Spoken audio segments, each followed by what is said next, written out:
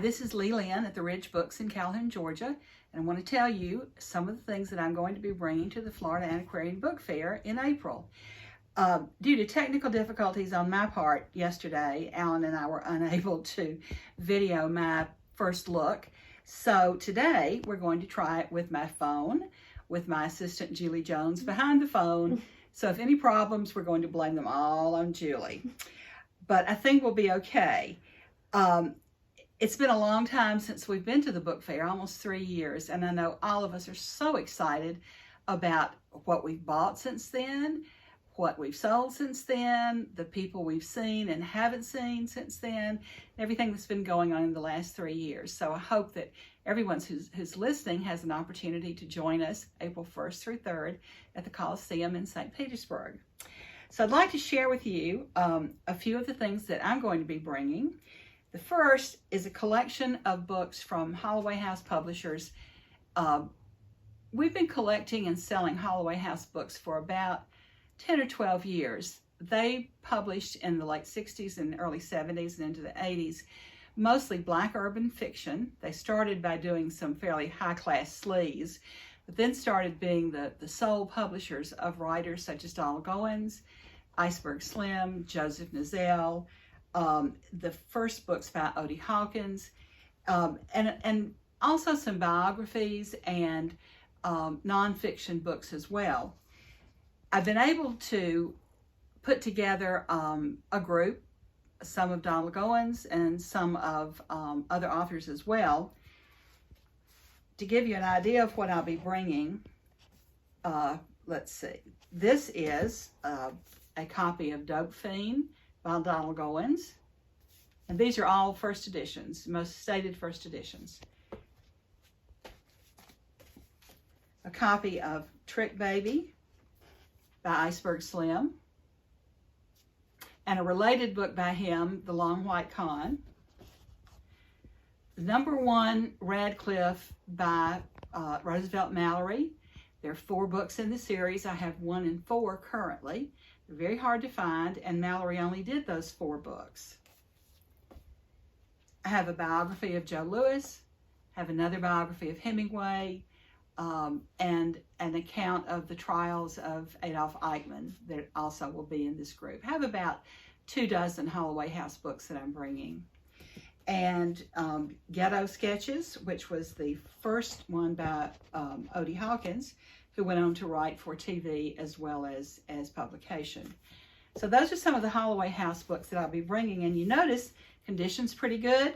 Holloway House books are notorious for toned pages, and they were printed on sheet newsprint. They were mass market paperbacks aimed at a primarily African-American audience. And they have not survived in great condition, but these are very collectible copies and a nice selection. And if you're at all interested in them, come by and take a look. On a totally different, different subject, I like very much books from the early 20th century with decorated bindings, particularly ones that the bindings are done by Margaret Armstrong, and other artists of that period. And I have a small collection, maybe I think 6 or 7 books that I'm bringing. This is one of Paul Lester Ford's books with a decorated cover by Margaret Armstrong with her initials, the M.A. Very small initials, the M.A. right here. You can't see that, I don't think. It also features beautifully decorated pages. Every page is decorated. And has a frontispiece. See if we can get to that.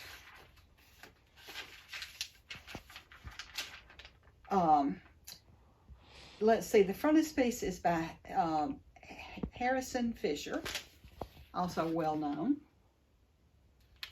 So have that one. This is a book by Henry Van Dyke, and the cover actually has his initials on it. And it is also, it has plates, black and white plates throughout the book. And these are 2 of several of the decorated bindings that I'll be bringing. These are not expensive books. They look gorgeous on a shelf or on display. And and are probably collectible as much for the decorations as they are for the content of the books. Since we're going to be in Florida, I have a couple of Florida items.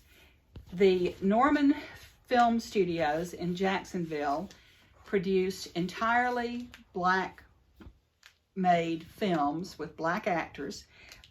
These are 20s and 30s primarily, and I have a good many of their advertising items that were sent out to theaters to get them to show the films and also to sell them the promotional material to go with them.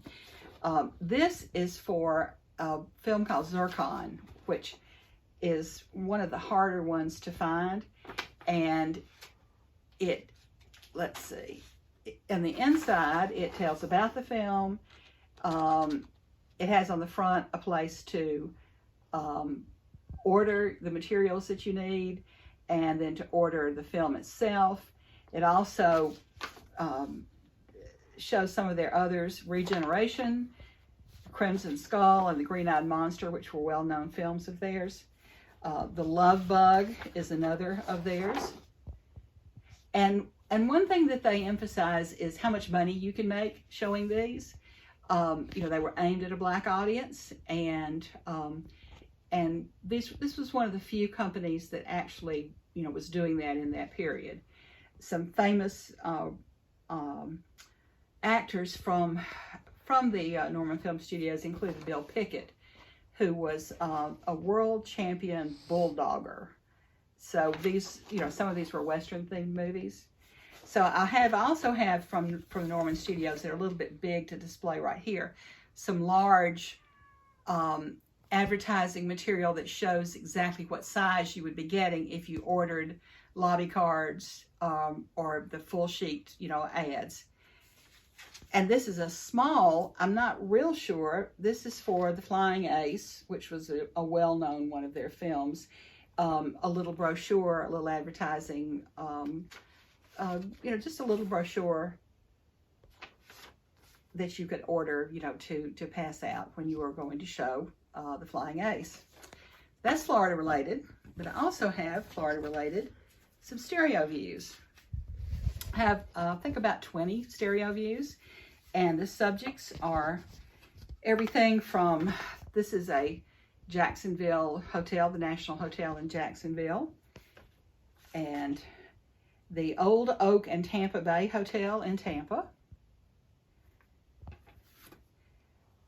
Let's see, the baths at Green Cove Springs on the St. Johns River. That's also up near Jacksonville. And then some of the cards are more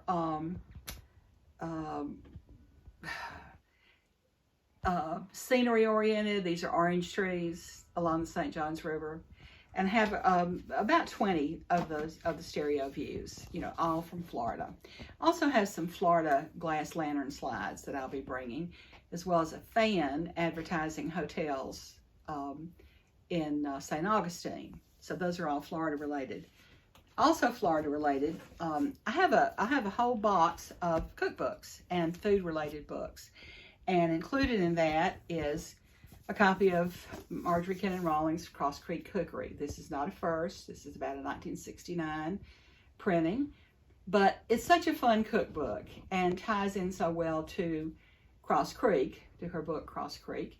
And she said that after she wrote the book, that so many people were clamoring for more information on foods that were mentioned in the book, that she put together Cross Creek Cookery.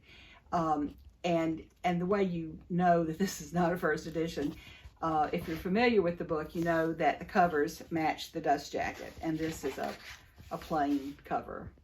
Also the $6.95 price on the dust jacket, when I think originally it was, what, a couple of bucks maybe. But anyway, it's an interesting cookbook. It's an inexpensive cookbook in this form, and if you collect Rawlings or if you collect cookbooks, it would be a fun one to have. On the other end of the cookbook spectrum is a beautiful copy of Mary Randolph's A Virginia Housewife. It's been rebound. It's a really pretty binding. And this is the 1858 edition of it. A nice collectible copy of that. And I have other copies, other cookbooks ranging from a water skier's cookbook from Winter Haven, Florida, to a cruising cookbook, things you can cook on your yacht, and books about food, one by MFK Fisher, and an alphabet gourmet by her that's really interesting. So that's a whole shelf of food and drink related items, to take a look at. And the last thing that I want to show you, I would have taken, I know we're getting a glare. Are we not getting a glare? We're good. This is the Lomax's book on Lead Belly, Negro Folk Songs as sung by Lead Belly, with the dust jacket. The dust jacket is not in good condition, as you can probably see. It's been repaired with some archival tape at some point. I took it out of the mylar it came in to put it in a fresh one and put it right back in because I didn't want to damage the dust jacket. But we can take it off to see the book itself, which is in nice condition, very nice condition. But one interesting feature of this book is that it has an ownership name in here. Can you pull in a little bit on that, Julie?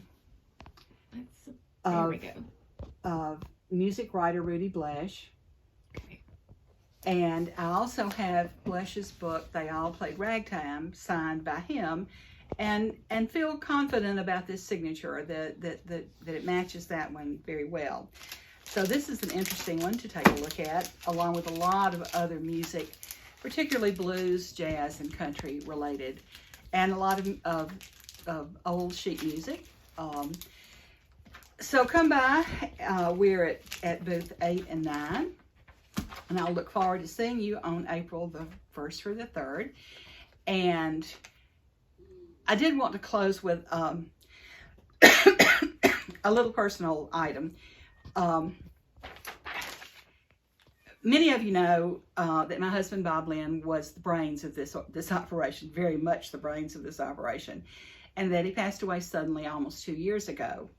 With the advice and encouragement of my family, of my colleagues in the trade, I decided to keep on with the business, and it was a good decision. I've had wonderful encouragement and support from friends, from family, from colleagues, from new and old friends through Rare Book Cafe, from new and old contacts through the virtual book and ephemera shows that I've been doing. And so it's been a good decision. But, what else would I have done with 5,000 books but keep on with this? And I hope that you'll come by to see me. And I also am very fortunate in that one of my sons, who lives in Montana, is flying home to come to Florida with me, and he is very interested in books and has actually done a book fair for me in the past. So I'm looking forward to having Gardner come with me, and I hope you'll come by and meet him, and he will undoubtedly try to sell you something, or you may try to sell him something. That could happen also. But anyway, we'll see you in a few weeks, and I appreciate you taking a look at this first look of the Florida Antiquarian Book Fair.